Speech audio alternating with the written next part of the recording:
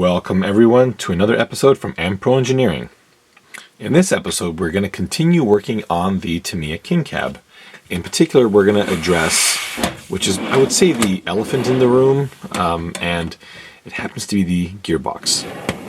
Let me first begin by saying that I have very little experience with the Nissan King Cab. It's one of those cars I always wanted, but I think I got into the hobby just a little bit after this truck was discontinued, so I really never had any experience with it. I'm sure there's a lot of you out there who are obsessed with this truck. In fact, I know a number of you. And from what I have been told, the Achilles heel of this truck was the transmission. It's not that it was a poor design. I think it had to do more with the fact that it was a new style of transmission, and I think that one of the primary reasons for its problem is the size of the differential. They were quite tiny, and when basically inserted into a very large vehicle, the end result was simply something very weak. So we're not going to repair this transmission. No, we're going to remove that. There are a number of upgrades designed specifically for this transmission, all vintage, at least to my knowledge, so you can get a Thorpe. But I'm not going to do that. I want to replace this transmission with something utterly magnificent. Here is the transmission in question. Well, not really the one in this car, but another one that I've snagged over here. This is the Team Associated Stealth gearbox. I believe the Stealth is still in production, but it's had some revisions over the years. So this exact one happens to be the one that came out of the later Gold Pan RC10s. I want to say it's a C-stamp chassis. Unfortunately, I'm not really that familiar with the RC10s. I've had this one here for going on 20-something, probably more than that actually, probably 25 years. And this is a 6-gear car, but very, very early on, I replaced it with the Stealth. So this particular transmission is just a marvel of engineering. They are completely bulletproof. This car has got a very powerful brushless motor. I want to say it's an 8, it's a Novak Kinetic 8 point something or 7, I can't tell. Anyway, this car has been limited by the radio. I set the endpoints so that it can only access about 40% of the power from the motor, and it will still pop a wheelie while you're already going down the straightaway. So this gearbox is just amazing. In fact, I raced this car for the better part of 5 years professionally, and I have never rebuilt the differential. So that's kind of a testament to their brilliance. That's why when I found out that this kit was available from Radio Controlled Customs, I had to have it. In fact, understanding that I was able to purchase this is what made me find my King Cab. Prior to this, I wanted a King Cab because I thought it was cool looking, but I like to drive my cars, and if I can't drive it, I don't want it. So let's take a look at this kit. One of the first pieces you're going to notice here is a replacement plate for the rear transmission. The basic premise is we're going to remove the existing plate that the transmission bolts to, replace it with this new one here. If we take a gander at the associated transmission, we can see that it has the rear aluminum plate that acts as not only a heatsink for the motor, but is also what secures the top half of the transmission to the back of the associated. Well, this car doesn't have the same feature because this is made out of Gouda, cheddar, some kind of cheese. Anyway, so we can't use that one. It also comes with some additional parts here. So let's go ahead and open these up. So we have some hardware. We have a replacement plate for the side of the transmission. This is the first time I'm actually opening these. This is beautiful. I mean, you can see the reflection in the camera. It is absolutely beautiful. It's made out of aluminum. And we are going to remove the piece on the car and replace it with this. Now it's important to note that this aluminum panel that's currently on the transmission is held into place with these 4 screws, so it actually is threaded. And we can see on this corresponding plate that RCC has gone ahead and tapped these holes as well. Actually, it's these 4 right here. This being aluminum means you cannot over torque it because you'll strip it. So just, take it easy on that. Once you've got it snug, you're good to go. We see that it has the same motor adjustment capabilities here. And then there are a couple of blocks here. Some more hardware as well.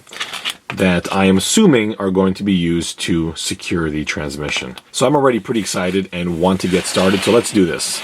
I'm going to disassemble the whole rear half of the car, and you can see here that I do have my upgraded rear suspension arms, which I installed in the last video, simply just to show you how they did work in here.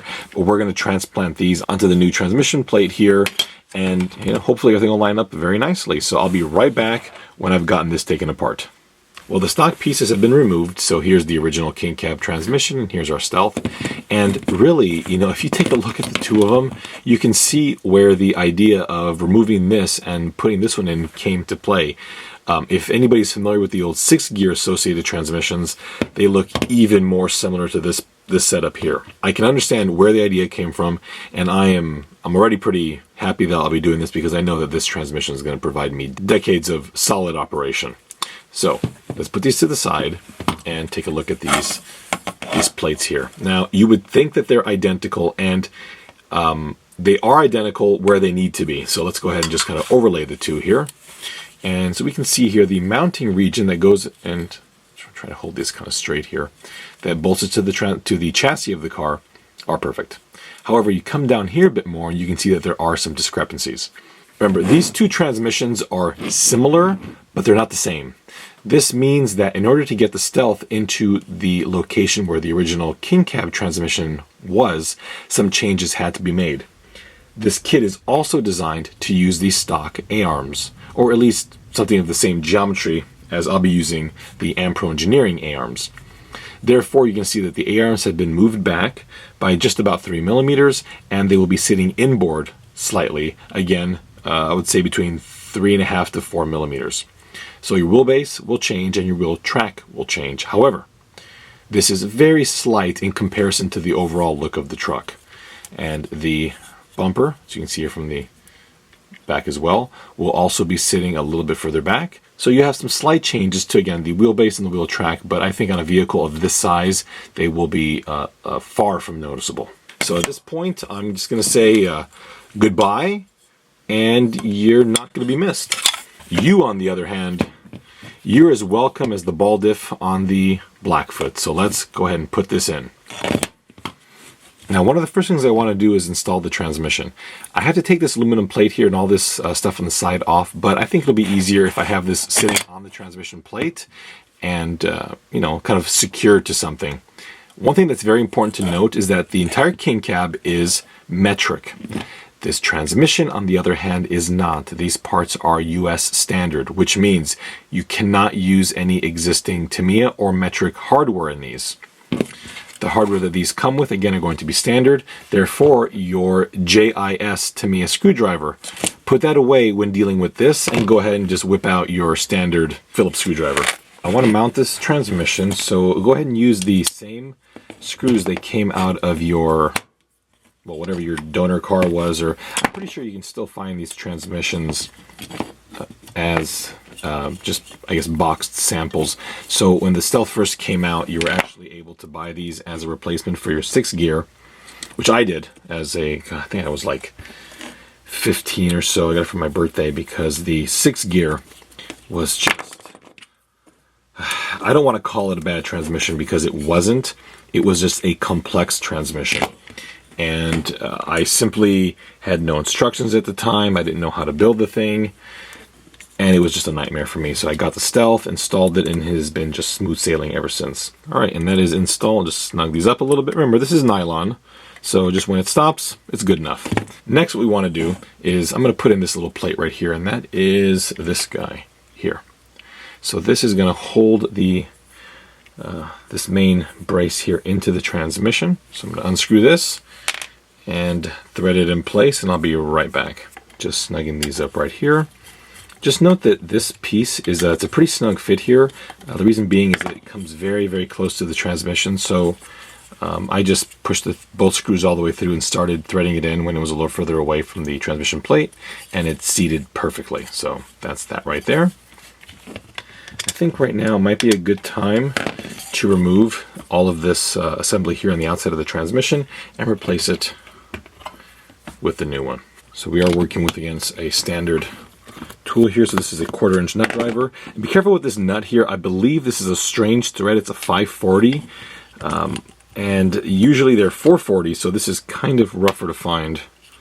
By the way, these clutches, they last forever, but Associated doesn't make them anymore, so if you want a replacement, they kind of have a list of parts to purchase to retrofit a new one. However, there's a gentleman on eBay, in fact, there may be more than one.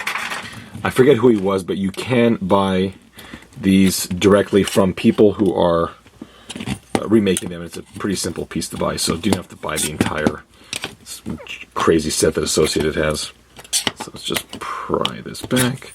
Just kind of work it a little bit. Don't want to bend anything. Cool. So there is that. All right, so that is off. And here is my new one. So we'll just put that in place right there.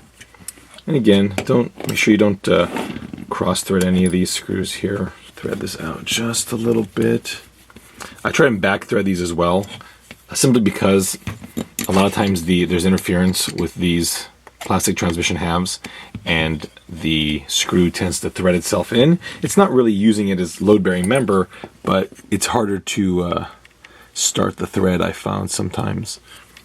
Here we go. So just to be careful, you don't want to screw this beautifully machined plate up here. That is lovely. I really like that. Okay, so I will reassemble all these goodies here. Always a fun part to try and reseat this thing, and wow, I got lucky there. Clutch disc on. This actually might need some cleaning. So if you've got a little bit of a gloss on these, usually they're not supposed to be glossy. It may have been slipping a bit too much. You want it to actually have a little bit of bite. So I take this 600 grit sandpaper and just kind of, I'm sure there's some hardcore racer out there that says, oh, what are you doing, you idiot? So I just, when you were running on a budget back in the day, this is what I did, and it worked pretty well. Just a little bit again, didn't want to destroy the thing, just kind of get the gloss off. Okay, and this is 600 grit sandpaper. I've never driven this transmission before, so it's possible this clutch is trash, but we'll just put it in there for now. I can always change it again later. Set that on top. And I'm just going to snug up the nut over here just a little bit, just to hold it in place. You really can't set the clutch properly until you've got a motor in it. Alright, so that is in. Now this piece is going to go right on top of the transmission right there, and this will bolt the top of the trans to this area right here on the car. This piece here, in case you were wondering, it goes in, it adapts these two holes there. So it's using all these stock mounting holes. And again, we'll use the screws that came out of the Stealth.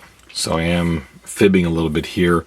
The screws that came off of the Stealth transmission are not flat heads. I think they're just a button head Allen screw. So I went ahead and just, since these are countersunk, I might go ahead and just use some flathead Allen screws here, which is very, very clean. I'm going to go ahead and put the back bumper on.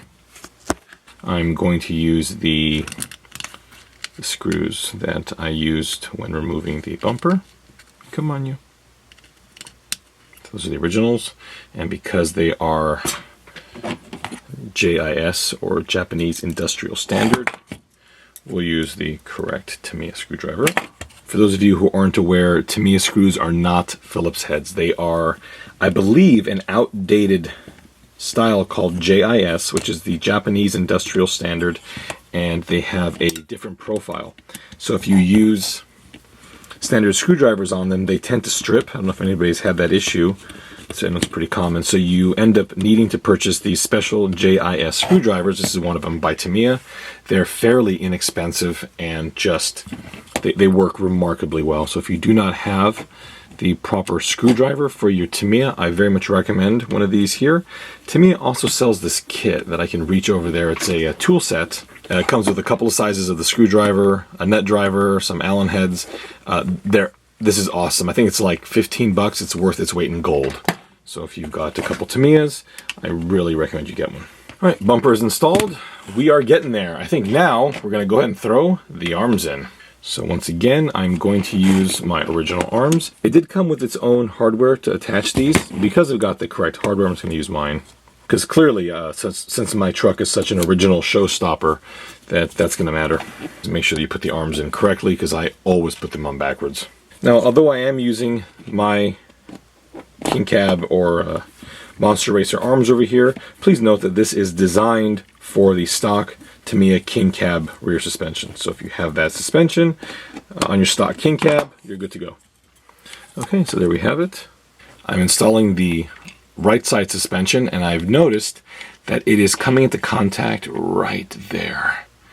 You can see major interference. It might take me 10-15 seconds to sand down that 1/4 millimeter. So I'll be right back. So really bad news. Unfortunately, I was sanding for, God, what seemed like 40 seconds to get this kind of cleared out a little bit, and I had to bring on the big guns. So yeah. Well, after all of that surgery, we can go ahead and pop it right in. Problem solved. So let's go ahead and flip this over and install. So it is pretty remarkable that someone 3,000 miles away from me designed this transmission adapter for the Stealth, a transmission not designed for this car. All the while, I'm designing a complete new rear suspension here to remedy the terrible arms these came with, and the only interference was 1/4 or 1/2 millimeter on the bottom of this plate that I had to sand off in 40 seconds with a file. So that is pretty darn remarkable here. And to be honest, that would not have been necessary if I would have kept with the stock Tamiya geometry. Remember, I did have to beef these up a little bit because we are talking about 3D printed nylon. So those of you out there with a stock King Cab and you have your stock rear arms, you absolutely do not have to file like I have done. You do not need to do that. So just making it very clear that that is unnecessary if you have stock rear suspension arms, which these are not. So that is why that's happening. Let's go ahead and install it into the truck. So I've got the transmission ready to go on, and let's try and test fit it. Oh, let's see. Okay. So what you want to do is line up these two posts here so they go into these holes. Cool. They're in. All right. So I've got those holes lined up right there, and then I've got this thing started here. This is a snug fit, so there's really not much gap around the perimeter over here, which I think is a good thing, but you are going to have to do a little bit of squeezing to get it in. And it's just about there. So I'm going to get the screws started, and that'll go ahead and just get it right in place. All right, so the trans plate has been installed on the leading edge, right around here and right around here. I just took the file out and sanded a little tiny chamfer on it because the edge was so sharp on this and so sharp on the chassis that they were having trouble getting started. So just, I put a little bit of a chamfer on the inside and it popped right in. So don't force anything. You want to make sure that these are going to fit properly, and this is such a nice, job here getting this cut. Don't take a Dremel or anything aggressive to it. Literally, I took 2 seconds and just kind of smoothed out the edge that mates with the inside of the chassis and just kind of knocked off the sharp edge, and it popped right in there. So we can see that's all good to go. Next, let's secure the top of the transmission to the chassis. So again, I'm going to use the hardware that was provided. Make sure that you do that because those holes have already been tapped. Put a little washer on it. There's one. The shorter ones go at the rear. And two, and again, do not use your JIS screwdriver here. So go ahead and thread these in. And really, as I'm assembling everything, the alignment of everything is very good. I haven't had to force anything in. No screws have gone in at an angle. Everything's very nicely aligned. Okay, so there we have it. So that is installed very nicely. Cool. I am going to put the O-ring in the axle where it's supposed to, and I'm also going to put one in the transmission. But let's go ahead and test this out. I want to see if there's going to be some kind of interference, fit, or I don't want the axle to bind at all. And it looks like there's a little bit of lateral play, so I'm going to open this up again, and I am going to toss in the O-ring. Remember, these were designed as direct replacements, so the geometry of the hub to the other hub is going to be the same as the original. So let's go ahead and just take this O-ring, this drive shaft. I just realized that these two drive shafts are different. They're the same length. Yeah, same length. Anybody know which is the right one? Let me know. At this point here, it's just got more personality. Okay, there's one. Very nice. Nice and smooth. I love it. Okay, no binding of the axle. When it comes to upgrades like this, it's really, really important that the axle doesn't overextend. So the designer has to make sure that the geometry is going to be adequate, and this looks perfect. So I went ahead and popped in the upper link, and I did notice that we now have positive camber. So remember, we pulled in these arms about 3 millimeters. So let's go ahead and shorten these up a little bit. And that looks like I've gone one too many. So let's back it out one turn. Actually half a turn, but it's easy for me to count that way, and that's good. So 11 turns. I was going to throw a motor in real fast, but before I do, I just wanted to show you how magnificent this looks. I mean, look at that. It's just snug right up against the back of the chassis right there. It just came out. Look at that. It's perfect. It's absolutely perfect. So I'm going to go put the motor in now, and if I'm honest, I'm a little bit worried because, remember, my arm's a little bit fatter right there. So I'm really worried that the motor might bump it. So fingers crossed. Let's see if we can get the motor in there. And, oh, that's awesome. I can't wait. Let's try it. So I went ahead and tossed in a motor, and I hope you can see this, but the clearance is just, I mean, it's like, I mean, even fully compressed, it just barely taps one of the leads.